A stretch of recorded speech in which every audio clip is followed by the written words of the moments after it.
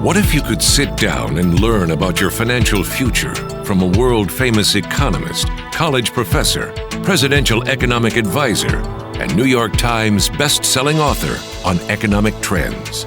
Even better, what if he were also a multi-millionaire entrepreneur, a man who walked his talk, earning his first million before the age of 26 and his first 10 million before 30? You can. His name is Paul Zane Pilzer.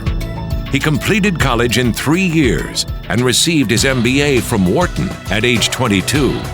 At age 24, he became a professor at New York University, where he taught for 20 years. While employed as Citibank's youngest vice president ever, Pilzer started several entrepreneurial businesses, which helped him earn his first million before age 26 and his first 10 million before age 30. Over the last 2 decades, he has started and/or taken public more than 5 companies in the areas of software, education, and financial services. Paul Zane Pilzer has been an appointed economic advisor to 2 United States presidents. His first book, Other People's Money, exposed the savings and loan crisis. His next book, Unlimited Wealth, predicted the economic shifts and wealth creation opportunities of the 1990s and 2000s. After reading this book, Sam Walton, the founder of Walmart and then the richest man in the world, said that he was, quote, amazed at Pilzer's business capacity and his ability to put it into layman's terms, end quote. In his New York Times bestseller, God Wants You to Be Rich, The Theology of Economics, Professor Pilzer explains how and why everyone can enjoy material and spiritual wealth in our abundant world. In 2004, Pilzer received an honorary doctorate for his research into the wellness industry and was declared a wellness guru by the New York Times. His books, The Next Trillion and The Wellness Revolution, explain how the wellness industry, still in its infancy, will reach $1 trillion by the year 2010. Today, Professor Pilzer is recognized as one of the top researchers, trend forecasters, and economic experts in the world. In his latest book, The Next Millionaires, he explains why we are witnessing a millionaire population explosion over the next 10 years that will create 10 million new millionaires in the U.S. alone. Listen now to an exclusive interview with Paul Zane Pilzer. Discover just how and why a vast amount of new wealth is about to be created, but more importantly, how you can be a part of it. Paul, thank you for joining us today. I've just read your new book, The Next Millionaires. Your economic predictions are exciting and almost unnerving. What drove you to make such predictions? And secondly, why did you title your new book, The Next Millionaires? I write about economic trends. I write about what's new in business, what's coming down the pike, what companies are going to grow. But more than perhaps anything else I've written before, the conclusion of this book is that 10 million people are about to become the next millionaires in the United States. And it seemed fitting that since that's the actionable conclusion of my current economic forecasting, The Next Millionaires just seemed to be the right title. It's a great title, but what does it mean? 10 million millionaires in the next 10 years? I mean, really, how is that possible? We're looking at 10 million millionaires, and we probably should put that in perspective. In 1991, when our country was 215 years old, there were 3.6 million millionaires. 3.6 million millionaires in 1991. Over the next decade, to 2001, that number doubled. As I look ahead in the next 10 years, I can clearly see, unlike the 90s, we're not going to double the number of millionaires. We're going to more than double. We're going to take the number of millionaires from about 8.5 million today to 18.5 million. 10 million new millionaires. Households in the United States will achieve a net worth of more than $1 million in the next decade. Paul, that's a pretty wild prediction given what sounds like all the bad economic news and gloom you hear today. I'm no economist, so please explain how you came to this conclusion. I guess I should take a moment and explain where the millionaires fit in the entire U.S. economy. In 1991, U.S. household wealth, which is a number tracked very closely by the Federal Reserve, was $13 trillion. In 2001, household wealth had risen to $40 trillion, more than tripling from 13 trillion in 1991. From 2001 to 2005, we added another 8 trillion to household wealth. So today, U.S. household wealth is about $48 trillion. What I'm projecting, looking at the entire U.S. economy, is that in the next 10 years, from 2006 to 2016, we're going to increase U.S. household wealth from 48 trillion to 100 trillion. And actually, that really is a conservative number. Well, you should be asking, who's going to get the 52 trillion? About 10 trillion of the household wealth increase over the next decade will go to 10 million new millionaires. If you do the math, 10 trillion of household wealth divided by 10 million millionaires is $1 million apiece. Hold on. I'm not very good at math. Just what do you mean? We're going to create about 10 million millionaires, meaning 10 million families today who are not yet members of the $1 Million Net Worth Club are about to become new millionaires in the United States. The biggest change that's happening in the millionaires or the number of families that will become millionaires in the next decade is what I call the democratization of American wealth. If I was talking 50 years ago and told you the economy was going up X billion or trillion dollars, you just assume, the Rockefellers, the Astors, the Vanderbilts, the people with the money are going to get all that wealth. And yet in the 1990s, we more than doubled the amount of U.S. millionaires in just a decade. And what we're really seeing is a democratization of who's getting all the money. The reason is the people with the most money today often didn't have any money when they were born. Run through the people today who are the richest people in America. Virtually none of them had $1 when they were born. Whether it be Sam Walton, because his descendants, when you look at his wealth, would be the absolute number 1, 2, and 3 wealthiest people in the United States. Or you jump to Bill Gates or Steve Jobs. None of these people had any money. They were middle-class people when they were born, and in 10 or 20 or 30 years became the richest people in the world. The people who have the wealth today have made the wealth in the last 1, 2, and 3 decades. And that is accelerating so much that it's easy to see this democratization of who's making the money in the U.S. and see that the 10 million new millionaire projection that I'm making for the next 10 years is, if anything, fairly conservative. One of the most exciting things we see now among the people who are becoming new millionaires is they're teachers more than they're business people. They learn about a new product, new service, new method of doing something. They adopt it for themselves and their family, and they go, this is great. But they don't stop there. They then go out and teach new people what they just learned. So, helping yourself to a better life by learning a new way and sharing this concept with others, you can create a huge business opportunity in an area you call intellectual distribution. This just happens to be the direct selling model.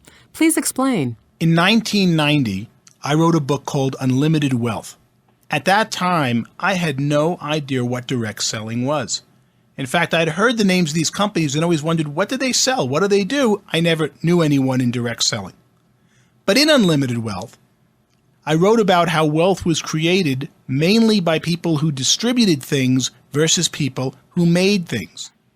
In 1990, if you bought a $100 product in a store, $85 of the product was in its distribution cost, and $15 was its fully loaded manufacturing cost. That was a big difference since the 1960s.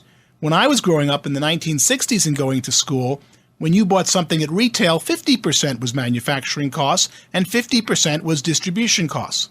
That's why in the 1990s, the people who got very, very rich were the people who found better ways to distribute things versus better ways to make things.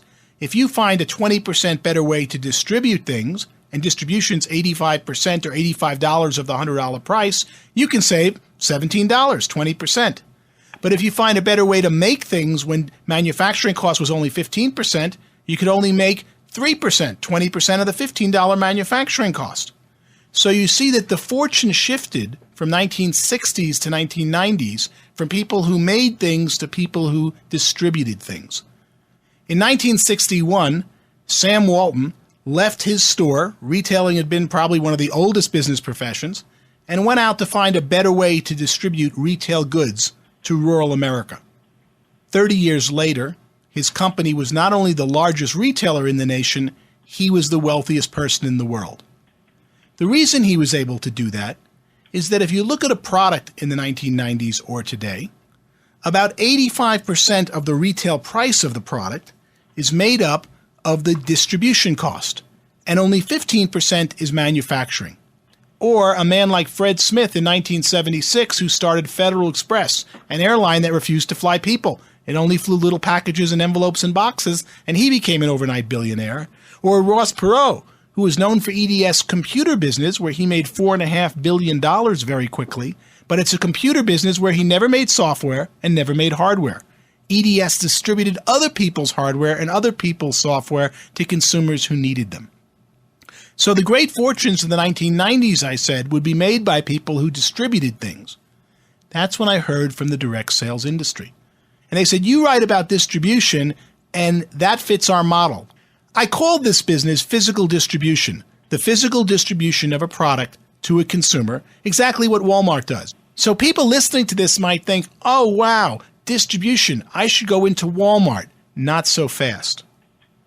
The opportunity I've been writing about for 2 decades in physical distribution and all those people who made fortunes in physical distribution has come and gone. Walmart does a very good job taking a very good product all the way from China and bringing it to every neighborhood in the United States. The opportunity in distribution still exists today, but it's not in physical distribution, it's in intellectual distribution. Teaching people about new products and services that they either didn't know existed or didn't know were now affordable. And intellectual distribution is where the greatest fortunes are being made and will continue to be made for at least the next 1, perhaps 2 decades. It's an interesting paradigm shift. Today, most money in the product is in whoever intellectually teaches you that the product exists or is now affordable, not who makes the product and not who physically distributes the product to your door. So the new trend is to distribute products made by other people. In other words, you're using your head, not your pocketbook. Intellectual distribution. What other major business trends can we take advantage of in the next 10 years? So what we see are 3 very interesting things happening that tell us where the great opportunities are going to be in the next decade. First, intellectual distribution. A second industry is the internet business. The internet business is about to go from the 5, 10, 15, sometimes 30 hours some of us spend on the internet per week to the 168 hours of the week. From when we go out to the dry cleaner and let them know we're coming, so they'll get it all ready for us and hand it when we get to the door, and they'll use our cell phone to swap and take the money so we don't have to handle the paperwork and the credit card. 2, we're thinking of a restaurant, and 5 will come on our internet handheld device and tell us where we want to go. 2, we're waiting for a bus, let the bus driver know we're coming here, don't go to stations where people aren't. The internet business is about to increase, I was going to say 5, 10-fold, but that's such an understatement. When you look how little the internet affects every aspect of our life, particularly the aspects where we spend money. We all talk about the internet. I think the last I saw was about 2.5% of retail sales. Well, all retail sales should be internet-based in some way because you can learn about it, you can process it, you can transact it, and you can see that the internet business itself is going to be a great opportunity area for any area of business and any people who get there first on the massive shift we're going to see where the internet becomes 168 hours a week of our lives and greatly improves our lives doing that. The third area is the home-based business move. Driven by the unit of technology shifting from the mainframe computer to the personal computer at our desk, wherever that desk is, home-based businesses now can have equal or better technology. Remember, years ago they used to say, oh, he worked at home, like there must be something slow. He can't get the job at Citibank. There's something wrong with them. And of course now the sharpest, richest, and the best people we know in economics are the people who work at home. See the dramatic shift we've had to what it means to work at home versus work at an office in just the last 10 years.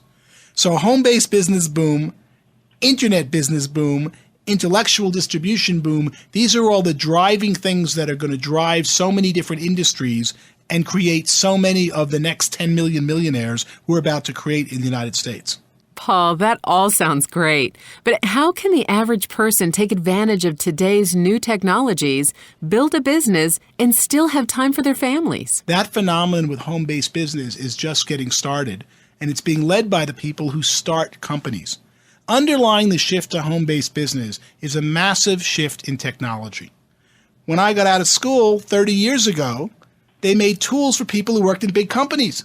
Today, they're focused on an individual user making an individual Apple or IBM PC and a better and better tool for that person, and that person's totally connected to every other PC through the internet. And you see right away that the unit of technology has changed from an IBM 370 mainframe that cost $2 million and served hundreds of thousands of people to a $400, $500. Sometimes you could really splurge on a PC today and spend $1,000 and get something much more powerful than the IBM 370 mainframe of before. But more important, when you have that powerful computer tool, you're at the cutting edge. You can now do business far better than someone who's working in a large company, who has to deal with the overhead, has to deal with the getting to work every day. I mean, 25% of the workday is spent just getting to and from work. And then another 50% inside the workplace is wasted having a good time, talking to people. But some people go, I really don't want to have a good time in this office. I want to be with my kids. I want to take them out and play. I want to work at home, and I want to go to work on the 30 seconds it takes me to walk to the area of my home I call my home office. I want to do my work in an hour or two, and I want to get back to be with my family. And for those people, home-based business today is not just a lifestyle, it's also the most efficient way to do business. And it's all driven by the fact that the unit of technology that everyone's focusing on to make better is not a mainframe computer or a big office building. It's a person individually working one-on-one, either alone or in an office, but obviously that person can work much better at home. Working from home sounds great. I know you work from home. So what do you love the most about working out of your house? I love working at home, and I love it the most when my daughter or son comes in and goes, "What are you doing, Daddy?" And they know that I'm on the phone. They have to wait. And that makes it more special because since they're not allowed to talk when I'm working on the phone, they wait a few minutes. And then when I'm done and put the phone down, boy, are they excited. Because not only am I focused on them, I made it valuable that time we're about to spend together. They don't just take for granted that Daddy's there to take them biking, take them skiing, and do all the great things we do. They know I work, they see me work, and they really appreciate the time even more that I spend with them as I do. There's not a chance I could ever do that if I had to go to an office or work outside of a home. And why the real values of a home-based business, even though most people today do it because they make the most money with the least amount of overhead, the real values come from having your family watch you work, and as they age, if they choose to come into the business and work with you. That's incredible. Being able to do business yet spending valuable time with your kids. Is that what direct selling is all about? In your new book, you really single out direct selling as the preeminent form of home business that will produce so many of these new millionaires. So what is at the core of direct selling that makes it such a powerful business for our times? If you talk to a manufacturer today, they will tell you that the greatest bottleneck they have is not the great new products they make, it's how to teach people that they exist. People like to do things the old way. They learn something like, I just learned how to do that, but there's a new method. No, it can't be. I learned it only 3 months ago. If it must be new to me, don't tell me there's something new. People fight change. We all have this nostalgic, like just because grandma did it that way, it must be better. It's interesting. From baking to driving or anything, we have this nostalgic view that the good old days were better. Well, the good old days had manure in the streets, diphtheria, polio was the big thing. You went to church on Sunday and prayed when they told you a third of the kids would get polio that it wasn't your kid. That's how good the good old days were. The days today are so much better, and yet people have this nostalgic leaning for the old days, and that causes them to fight change. They don't want to learn a new method. They're going to shut down. They fight learning new things. They look for things that reinforce the old method. And television, radio, surfing the internet, even reading a book or magazine to some extent is something they do passively that is not where they're going to learn a new way of doing something.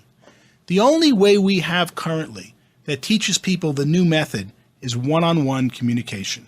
Something happens that my biology friends say has to do with pheromones, where they meet someone and there's something in a one-on-one meeting in a room. It's why people fly across the country, even though we all have video conferencing in business, but they have to fly to go meet someone for something real important, because there's something that we don't know how it all goes, but when the people get one-on-one, that's when you got a chance to change the way someone's doing something. Anyone professional in sales will tell you if you're changing or selling the first sale, the first product, you better be in front of the person. That's the power of direct selling. Direct selling is both the oldest method of sales or communications before any type of technology, but it's also the new and the only method we have today to change someone's paradigm, to teach them about a new product, new service, new method, new way of doing something that they weren't going to get by just reading a magazine, by going on the internet and surfing, and certainly not by watching television. It's the opportunity that we see so many Fortune 500 companies jumping onto, because the Fortune 500 companies are realizing that they come out with these new products and services. Their engineers do a tremendous job designing and building the product, but then they have no way to tell the customer it's really a different or better product other than one-on-one communication. And there's something so truthful about one-on-one communication. You can't lie. You can always get someone to make up one ad or one type of TV commercial and claim this or claim that and multiply it by millions. But it doesn't work one-on-one, because one person goes out and throws out some new idea and the person goes, that doesn't make any sense to me. You demoralize them. Next person, that doesn't make any sense to me. And all of a sudden, after 3-4 times, the guy doesn't want to go out and sell it anymore because he knows it's not making sense to the people they're communicating with. So we find that direct selling is both a pure and the best and most efficient method of teaching people about new products and services that will improve their lives. And it's no longer people doing direct selling like it might have been 30, 40, 50 years ago outside of the big companies. We see the largest corporations in America lining up to get their products distributed via direct selling. Direct sales seems to be the wave of the 21st century and how people are going to distribute new products and services. And the greatest opportunity is going to be in products and services that don't yet exist. People in direct sales tell me, Paul, what should I be selling 10 years from now? I go, ask me 5 years from now, because that's when it's going to be invented. So you can't see into the future, huh? But you can make predictions by recognizing historic economical trends. You've spent your life researching these trends and teaching millions how to take advantage of them. As an educator, you inspire, motivate, and most importantly, teach people how to better themselves. Is this why you're truly dedicated to the direct selling industry? One of the things I like so much about direct selling is that people think they're learning some business or some product, but what they're really learning is how to learn new things. Direct selling, someone spends some time and teaches you something and is really teaching you not just to know how to do it, but how to go out and teach it to other people.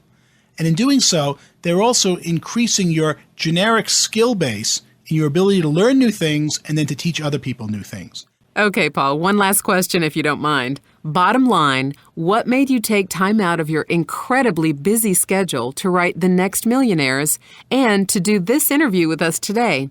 What's the real mission in it for you? It is my sincerest hope that in the knowledge that you've learned here today, some of that knowledge will spur you to take action to becoming one of these new 10 million millionaires. Because while you go out to become a millionaire often for your own gain or your own family or to spend more time with your kids, ultimately the people that drive our economy, the people that make the best food, housing, shelter, and happiness for my kids and all the other kids and people in the United States are the people who are the new millionaires. For they're the ones who go out and take the initiative to bring a better service or product at a lower price to millions more consumers. So when I say I sincerely wish that you become one of the 10 million millionaires, I don't just mean it like I'd like to see you get rich. I'd like to see you go add to the U.S. economy to have a better life, because that's what's going to happen if you become one of the next 10 million millionaires. You greatly improve the lives of everyone in our great nation and everyone in your local community. I wrote the book, The Next Millionaires, to bring it down to an individual level. Because to sit here and tell you that household wealth is going from 48 trillion to 100 trillion is a ho-hum number. Or that the U.S. gross domestic product is going from $13 trillion a year, 14 trillion to 25 trillion, you go, oh, okay, that's good. But when I start talking about individuals and that there'll be 10 million people making $1 million new net worth in the next 10 years, that's when you can relate to it. Now I understand why I need to take action now to do something to make sure I'm one of the next 10 million millionaires, as opposed to worried about gross domestic product or household wealth or all the other things economists like me love to deal with. As an economist, we deal with the billions or trillions of growth in our economy. But people aren't worried about the economy, they're worried about their economy. More than anything else, what can they do in this new economy? How can they succeed and take care of their families? We are entering an era right now that there will be 10 million new millionaires created in the United States in just the next 10 years. And I find when I bring it down to that personal level, the numbers take on a whole new dimension. For people can now see in the trillions of household wealth or trillions of gross domestic product, more importantly, where they fit, where their opportunity is, what they're doing now, and how they can become one of the next 10 million millionaires about to be created in the United States. Well, Paul, you have really opened my eyes to what could be a bright new future. I know that I would certainly love to be one of those next 10 million millionaires. Thank you so much for being here with us today.